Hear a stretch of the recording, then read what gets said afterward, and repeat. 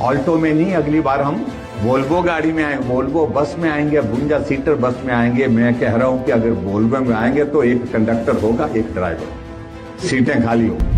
पूरा Holly Lodge जो है आज ना पोस्टर पे दिखा, ना बैनर में दिखा, ना मंच पर दिखा, कि हॉली लॉज को पूर्ण रूप से डिसलॉज करने का काम जो है अंतिम दौर पर। जश्न के कार्यक्रम में लगभग 10 करोड़ रुपए खर्च कर दिया, कुछ नहीं हुआ। सुकू कुछ नहीं करेगा, ऐसे शब्द में उन्होंने अपनी दिल की बात कही। और ऐसे इलाके से आए थे जो हमारे मित्र का इलाका है।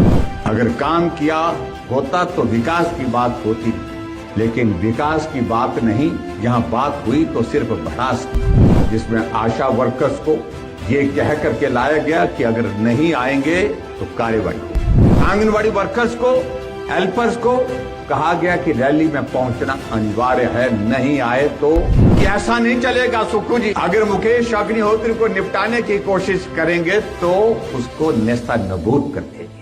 और ये शब्द जब बोले थे तो इशारा किसकी तरफ था? मुख्यमंत्री जी मंच पर बैठे थे, नजर उनकी तरफ थी। जहां हिमाचल प्रदेश में कर्मचारी धरने पर प्रदर्शन पर, पूर्व कर्मचारी धरने पर प्रदर्शन पर उनको पेंशन नहीं मिल रही, जहां उनको हिमाचल प्रदेश में 3 साल के कार्यकाल में अभी तक जो है जो मेडिकल रिम्बर्समेंट उसका पैसा नहीं मिल पा रहा है, वहां हिमाचल प्रदेश की सरकार ने 3 साल के अपने इस जश्न के कार्यक्रम में लगभग 10 करोड़ रुपए खर्च कर दिया।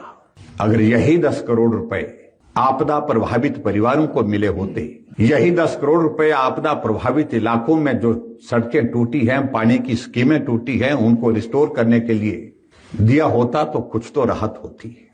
और एक नजारा और मित्रों देखने को मिला, जिस हॉली लॉज का हिमाचल प्रदेश में कांग्रेस को आगे बढ़ाने में, मजबूत करने में एक बहुत बड़ा योगदान रहा है, वो पूरा हॉली लॉज जो है आज ना पोस्टर पे दिखा, ना बैनर में दिखा, ना मंच पर दिखा। साफ संदेश है कि हॉली लॉज को पूर्ण रूप से डिसलॉज करने का काम जो है अंतिम दौर पर है। और खास तौर से जो डिप्टी चीफ मिनिस्टर की जो भड़ास यहां पर थी, अरे भड़ास यहां का है निकाल रहा, पूरा प्रदेश इस बात को देख रहा है कि जो मुकेश अग्निहोत्री को निपटाने की कोशिश करेगा उसको हम नेस्ता नबूद कर देंगे। पिछले 3 सालों से तो आप निपटे पड़े हैं। सरकार में किस हैसियत में अपने आप को आप रखना चाह रहे थे, किस हैसियत में आपको रखा गया है, इस बात को लेकर के मुझे अब कोई ज्यादा कहने की आवश्यकता नहीं है। डिप्टी चीफ मिनिस्टर अपनी भड़ास निकाल रहे थे और उन्होंने बड़ा स्पष्ट शब्दों में कहा कि ऐसा नहीं चलेगा सुक्खू जी, कैसा नहीं चलेगा। अभी तक तो हमने सुना था कि अंदर अंदर चल रहा है, लेकिन आज उन्होंने सार्वजनिक मंच से कहा कि ऐसा नहीं चलेगा। और ऊपर से एक भी बात कही, अगर मुकेश अग्निहोत्री को निपटाने की कोशिश करेंगे तो उसको नेस्ता नबूद कर देंगे। और ये शब्द जब बोले थे तो इशारा किसकी तरफ था? मुख्यमंत्री जी मंच पर बैठे थे, नजर उनकी तरफ थी। मुकेश अग्निहोत्री किसी से डरता नहीं, ये भी उन्होंने जिक्र किया। और आगे चल करके कहा कि कुछ अधिकारी जो है वो भारतीय जनता पार्टी के नेताओं के घरों में जाते हैं, उनको रात के अंधेरे में हम निपटा देंगे। ये फ्रस्ट्रेशन नहीं तो और क्या है, ये भड़ास दिल की जो निकाल रहे हैं, कई दिनों से, कई वक्त से उनके दिल में चल रही थी, अंदर चल रही थी, बाहर कहने का अवसर नहीं मिल पा रहा था। आज उनने उस भड़ास को वहां निकाला। और मुख्यमंत्री जी मंच पर कहते हैं हम लड़ाई लड़ेंगे, अंदर की भी और बाहर की भी। ये अंदर की लड़ाई किसके खिलाफ है? सीधे सीधे मुख्यमंत्री और उप मुख्यमंत्री के बीच में जो चल रहा था, आज से पहले सुना था, अब लोगों ने आज सुनने के साथ देख भी लिया। एक और दिलचस्प नजारा देखने को वहां पर मिला। सुदूर किन्नौर से कुछ महिलाएं वहां पर लाई गई थी और सहज रूप से एक मीडिया का साथी उनके पास पूछते पूछते पहुंच गया, आप किन्नौर से आए? बोलते हाँ जी। तो क्या है आपका सुक्खू सरकार जी के बारे में, कैसा काम हो रहा है, कैसा चल रहा है? कुछ नहीं हुआ, सुक्खू कुछ नहीं करेगा, ऐसे शब्द में उन्होंने अपनी दिल की बात कह दी। और ऐसे इलाके से आए थे जो हमारे मित्र का इलाका है। ये संदेश उनको भी है, उनकी सरकार को भी है। और बाद में उनको पकड़ करके इसको ठीक करने के लिए दबाव डाला गया। ये भी विचित्र परिस्थिति है। लेकिन जो पहली बार जो बात कही गई थी वही हकीकत थी, वही सच्चाई थी। कुछ महिलाएं वहां पर प्लेकार्ड लेकर के वहां पर बैठी हुई थी, रैली का हिस्सा बनी हुई थी। जिन्होंने नर्सेज की ट्रेनिंग की है वो न्याय मांग रही थी, और न्याय मांग रही थी तो उनके हाथों से वो प्लेकार्ड छीन लिए गए, और यहां तक कहा गया कि अगर आपने ये करना है तो रैली से चले जाइए।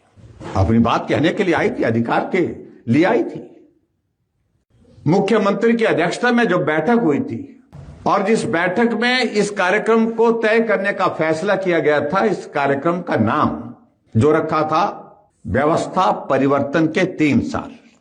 लेकिन जब हमने कहा कि यह व्यवस्था परिवर्तन नहीं है, व्यवस्था पतन है, और इसलिए व्यवस्था पतन के 3 साल बदलो बदलो भ्रष्ट कांग्रेस सरकार के इस नाम के साथ हमने धर्मशाला विधानसभा के समक्ष जो है प्रदर्शन भी किया था। अब उस नाम को बदल करके अब कहा कि इसको व्यवस्था परिवर्तन के 3 साल नहीं, हम इसको जन संकल्प सम्मेलन का नाम देंगे।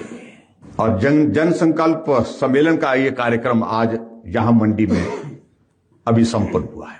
अगर काम किया होता तो विकास की बात होती, लेकिन विकास की बात नहीं, यहां बात हुई तो सिर्फ भड़ास की हुई। मैं पहले भी इस बात को लेकर के स्पष्ट कर चुका था, अगर मुख्यमंत्री 3 साल के कार्यकाल में अगर आए, जब भी आए हैं तो भड़ास निकालने के लिए आए। और मैंने मुख्यमंत्री जी को विधानसभा के अंदर भी कहा था, मंडी आइए लेकिन कभी तो काम करने के लिए भी आइए। और आज कहा गया था कि हम हिमाचल प्रदेश में 80 करोड़ रुपए आज बांटेंगे। आपदा प्रभावित लोगों को एक एक को संदेश दिया गया, चलो पड्डल के मैदान में आज ही आपको पैसा दे दिया जाएगा। 80 करोड़ रुपए मुख्यमंत्री देने वाले हैं। ये संदेश कांग्रेस के नेताओं के माध्यम से, और कुछ जगह तो कुछ अधिकारी कर्मचारी भी इस तरह का संदेश देकर के उनको लाने का प्रयत्न किए। सारी की सारी रैली आज देखी आप लोगों ने, जिसमें आशा वर्कर्स को ये कह करके लाया गया कि अगर नहीं आएंगे तो कार्रवाई होगी। आंगनवाड़ी वर्कर्स को, हेल्पर्स को कहा गया कि रैली में पहुंचना अनिवार्य है, नहीं आए तो हाजिरी लगने के बाद गैर हाजिर पाए गए तो कार्रवाई होगी। पंचायत के सेक्रेटरी, उनको कहा गया, बीडीओ को कहा गया अगर कोई सेक्रेटरी नहीं आएगा तो रिपोर्ट भेजिए, कार्रवाई उनके खिलाफ करेंगे। और इस प्रकार से जितने भी सरकार में छोटे दायित्वों पर कर्मचारी, उनको भर भर करके यहां लाने की कोशिश की गई। लेकिन बड़ी दिलचस्प बात यह है कि जब हमने अधिकांश जगह से पूरे हिमाचल प्रदेश में जहां बसें जो रूट पर चलती थी, उन सारे रूट को सस्पेंड कर दिया गया। सारी बसें यहां लगा दी गई। बसों में 4 आदमी, 6 आदमी, 8 आदमी इस प्रकार से आए। लेकिन मैं इतना जरूर कहना चाहता हूं कि पिछली बार भी एक बार कांग्रेस की रैली चुनाव से कुछ दिन पहले हुई थी। राहुल गांधी जी आए थे, उस वक्त उस बस का किराए का भुगतान भारतीय जनता पार्टी की सरकार को करना पड़ा था बाद में, क्योंकि वो सत्ता में नहीं आए थे।